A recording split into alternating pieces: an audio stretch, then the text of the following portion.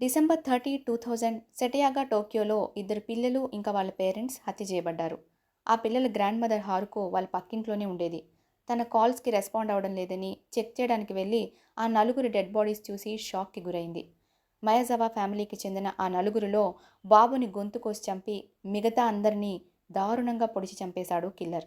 ఇందులో క్రీపియస్ట్ థింగ్ ఏంటంటే ఆ కిల్లర్ హత్య చేసిన తర్వాత కొన్ని గంటల పాటు అక్కడే గడిపాడు. ఆ కిల్లర్ తన డీఎన్ఏని అక్కడ అన్ని చోట్ల వదిలేశాడు. తన బట్టలని ఆ మర్డర్ సీన్లోనే వదిలేశాడు. ఇంకా మర్డర్ వెపన్ని కూడా ఆ ఇంట్లోనే వదిలేశాడు. విక్టిమ్స్ కంప్యూటర్ని చాలాసేపు యూజ్ చేశాడు ఆ కిల్లర్. ఆ ఇంట్లో ఉన్న ఫ్రీజర్ నుండి 4 ఐస్ క్రీమ్స్ కూడా తిన్నాడు. ఇదంతా చేసిన తర్వాత ఏదో మాయమైపోయినట్టు డిజపియర్ అయిపోయాడు. అన్ని డిఎన్ఏ ఆధారాలున్నా కూడా ఎంత ప్రయత్నించినా కూడా ఇప్పటికీ ఆ మర్డర్ మిస్టరీని సాల్వ్ చేయలేకపోయారు పోలీసులు. జపనీస్ నమ్మకాల ప్రకారం ఏదో దుష్టశక్తి ఈ పని చేసి మాయమైనట్లు ఇప్పటికీ సెటగాయ ప్రజలు నమ్ముతున్నారు.